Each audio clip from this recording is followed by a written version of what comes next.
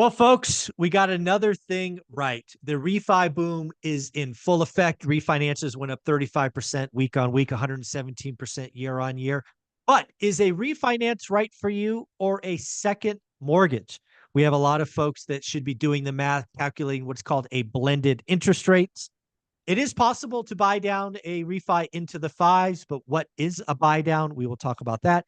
And we'd be remiss if we didn't talk about the NAR settlement that goes into effect in about 48 hours and will 48 hours and undoubtedly impact the real estate market, especially on the buyer side. Lots of things changing. Jonathan, how you doing? I'm all right. How are you? I'm doing well, man. Last week, maybe even 2 weeks ago, I put out a notion that the refi boom would just explode. Curious, what are you seeing in your contacts with clients? Is it true? Is refis off the cliff?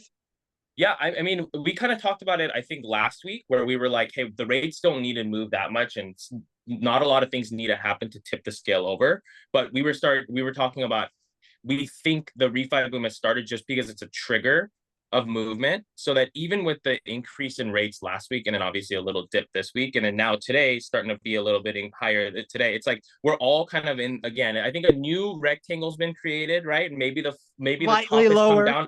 Yeah, Yeah. the top has come down from 4.5 to like maybe 4.2, and then now the bottom that went down like 3.7, 3.6, right? Mhm. So we're still in that. Now it's a new rectangle, right? But with the market shift, obviously last week we were talking about the fact that it didn't need to take a lot for the refi to happen. It just had to have the starting motion of it. So now people are in the motion of it. They're already mostly in process. They started the process maybe 2 weeks ago when the first dip happened. And now they're kind of riding it through the process now. And more people are like, okay, well, now I need to jump in. And so they have a little bit of FOMO, so they're jumping in. So now the refi boom has started, not because rates have crashed down, right? Because it really hasn't. It's dropped, but it hasn't dropped by the amount that we're, a refi boom would start with. But just because of the trigger and the movement of the action of, hey, everyone, get off your butts and start actually looking at the market to tapping into your equity. Yeah, that's exactly why I think a refi boom was coming and not a purchase boom. And I was very clear about this. And again, so far we're right. Purchases are up like 1% or something like that, but refis are up, double and triple digits depending on the month or year. And that is because again, we have record amounts of equity in housing, record amounts. Like I don't know what it's like crazy amount, never higher. And I think when we had rates go down, it just caused people to look at what they're currently sitting on. And again, when I look at the refi boom, and I don't know if you have this data, but I'm going to ask anyway. You can do, in my opinion, two types of refis. You can do the standard rate and term. Hey, I just want to do this because I'm going to lower my monthly expenses.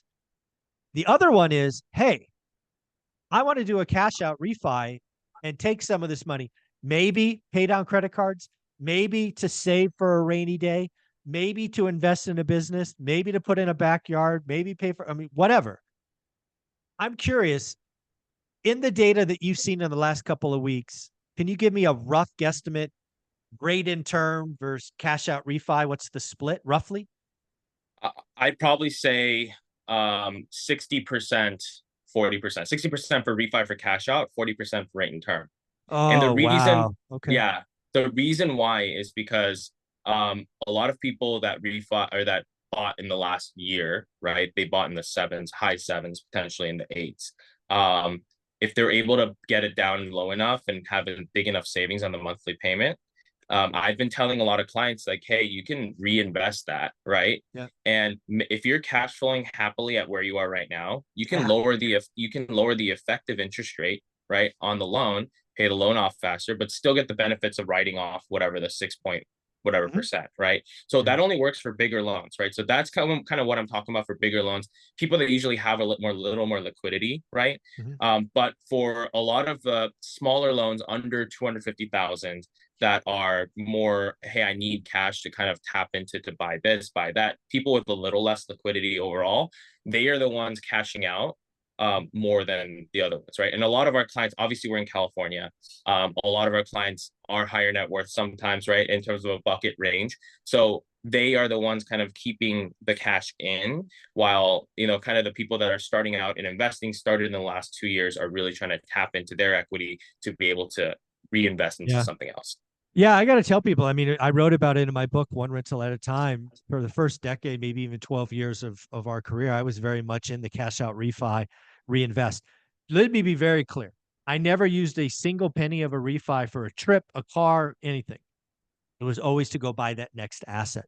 Also, people should be very clear. The first time I did a cash out refi, I was an idiot, moron, and stupid. I turned a great positive cash flow asset into a negative cash flow asset, hence what I call alligators. Don't do that. Do the math. Work with a professional. Don't turn a good asset into a liability. It's so stupid, and I still feel dumb for doing that. I'm glad you brought that up because I have a lot of people reaching out being like, I need to get 80%. I need to get 85%. And I tell them like, hey, I'm sure there's someone that's going to do it. Right. Yeah, And if someone's going to do it, great. But I can't in good conscience tell you that 80%, 85% is going to help you more than just keeping 5% in like 75% or even 70% because what's like a lot of these people are within the 200 to $300,000 or maybe below in terms of loan mhm, amount, and 5% guys is 15,000 or 10,000. It's like, is that really going to make a difference? Because you're going mhm. to get worse terms at 80%. You're Yep. going to sacrifice your cash flow. You might even lose cash flow, right? Because Yes. all we're looking at when we're looking at DSCR is PITI versus rents, versus if your actual real life expenses include property management, include vacancy reserves, include utilities, all that. So are you really like getting the utility out of the $10,000, $15,000? Is it really worth it to go through that? Or, I always suggest just leave a little bit of a margin. Yeah. 5% is not that much money. You're not going to lose sleep over it. Just leave a little bit of a margin just Yeah. for I, yourself. I love this is why Convoy is on my channel and stays on my channel because you're willing to tell people no, or at least strongly advise. At the end of the day, it's always the clients. They can always do what Mm-hmm. they want. But the fact that you have the balls and the heart to have that conversation, that's why Convoy comes back every week. So I appreciate that conversation. The other thing we need to talk about is something called a blended interest rate. A blended interest rate, especially for investors, is a very interesting calculus today. So a blended interest rate, folks, you can think about this. Today you have a mortgage. Let's just pretend it's 4%. You got this back in 2022 when rates are low. You bought your fourplex. You got 4% 30-year money. Your fourplex now has doubled. It's gone from 250 grand to 500 grand. You're sitting on $300,000 in equity.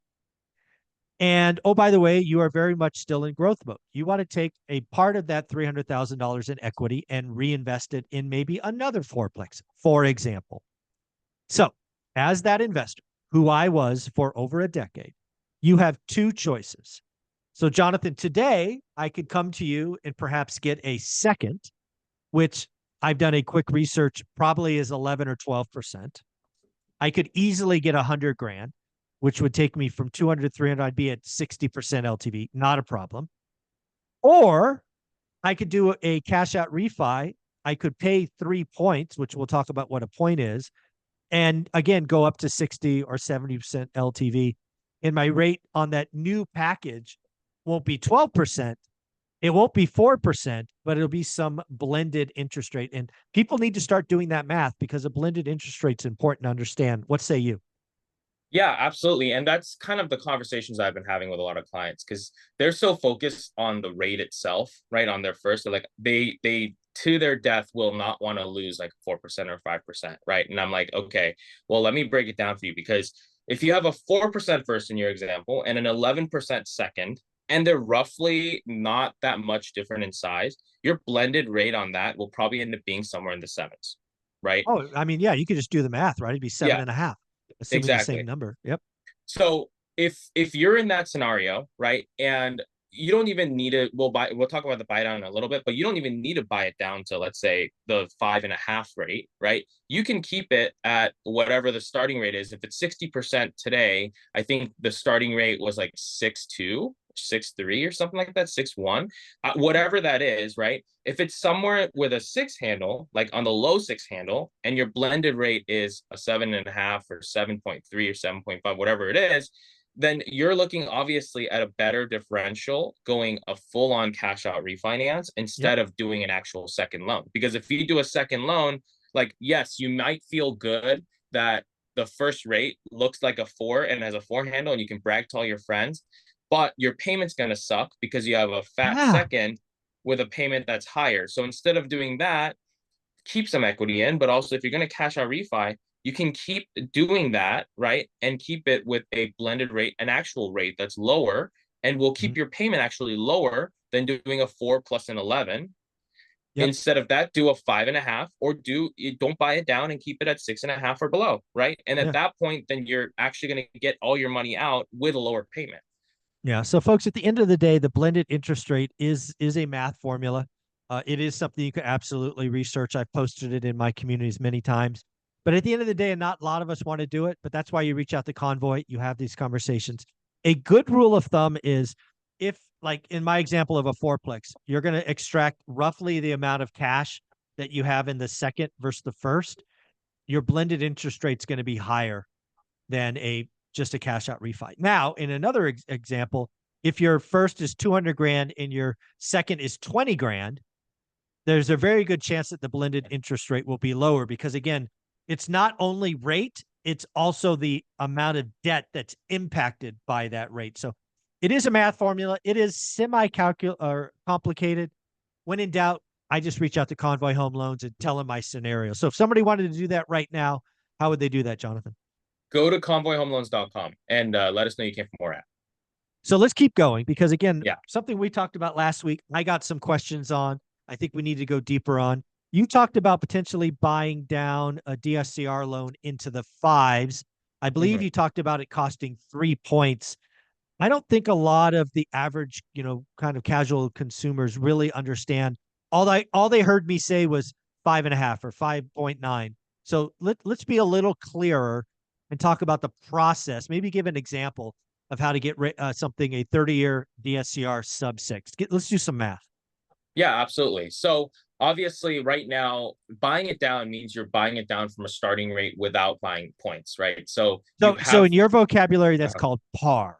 correct par, right? Just like golf, if you hit par, you hit exactly the number of strokes that's allowed for that Yeah. hole, It right? does. It doesn't cost you a penny. It's par. Yep. Exactly. So that's par, right? And then below that is what we call buy downs, right? And you can bring that rate down from this point to this point.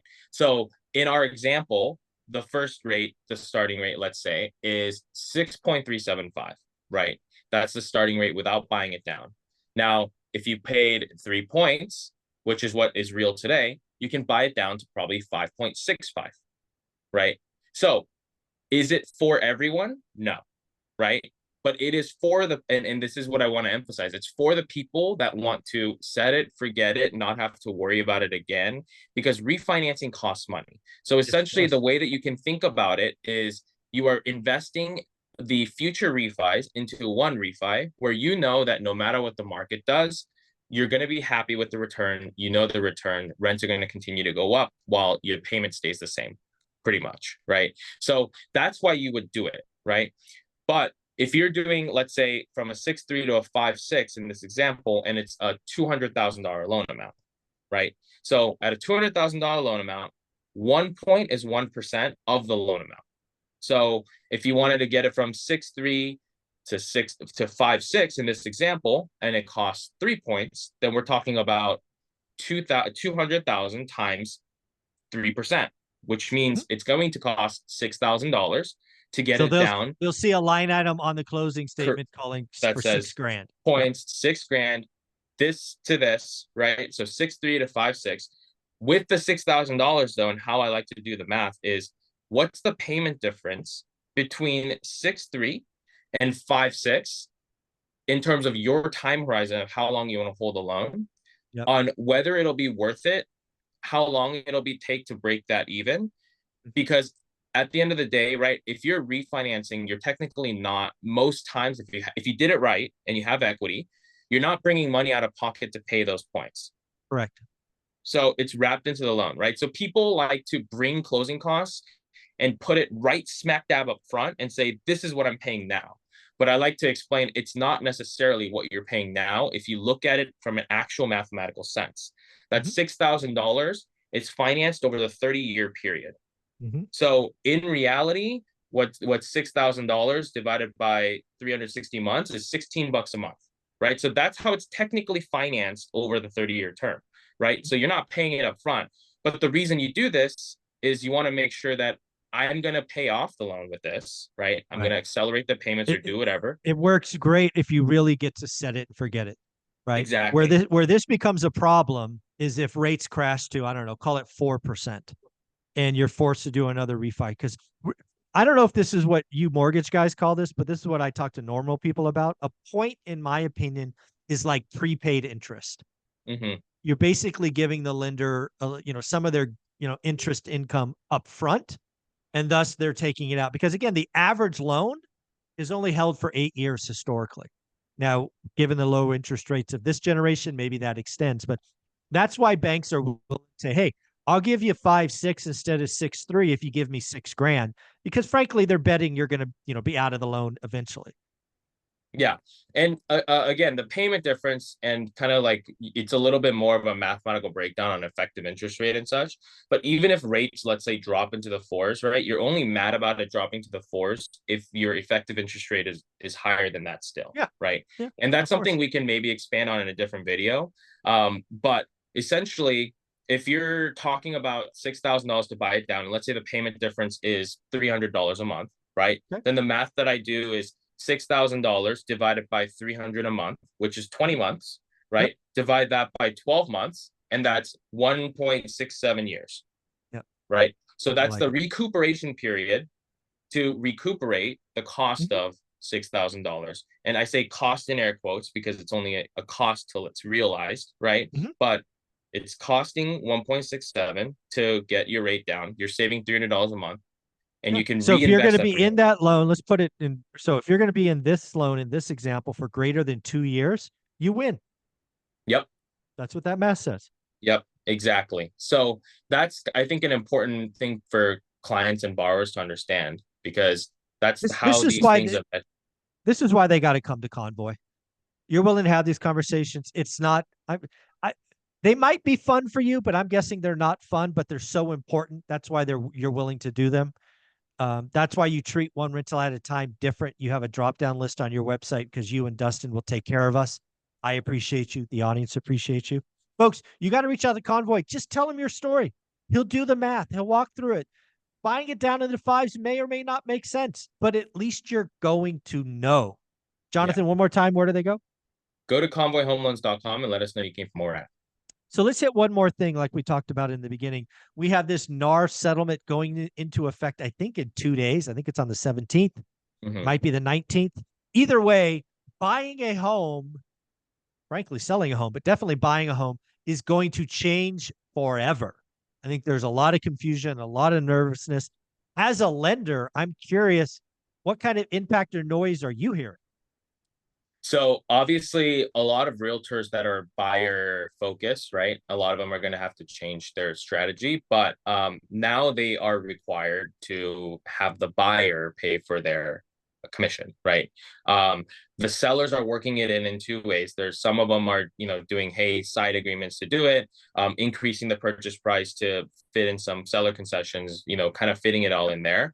But the difficult part is this actually hurts buyers more than anything else before, right? And this is also why we've also said, like, if you like a property, if you want to buy, like, now is the time to buy, when we were talking about it, like, maybe a month or 2 months ago, because there wasn't this issue, right?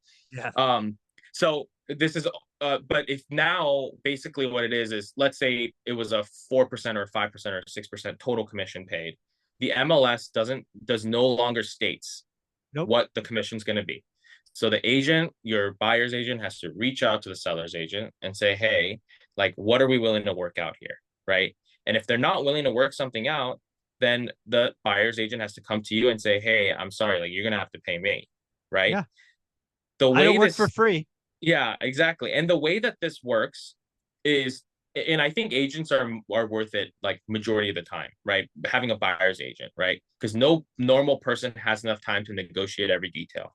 But if you have, let's say, a 2% commission, right? And the seller's like, we'll go ahead and wrap that into the transaction, raise the price by, let's say, 2%, to give you a 2% seller concession in there. Typically, up until this point, that seller concession has been used to either help buy down the rate, it's been helped to pay for loan closing costs, escrow, impounds, title fees, all that. Now that we're going to see more of that 2%, 3%, 4%, whatever it ends up being, be used to pay the buyer's agent, right?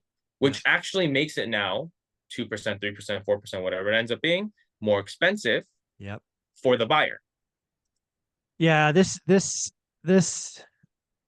going to get messy.